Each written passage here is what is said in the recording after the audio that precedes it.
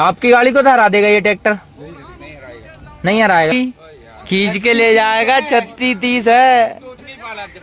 पहले टोचन हो जाए, चल बाद में काटेंगे, पहले टोचन।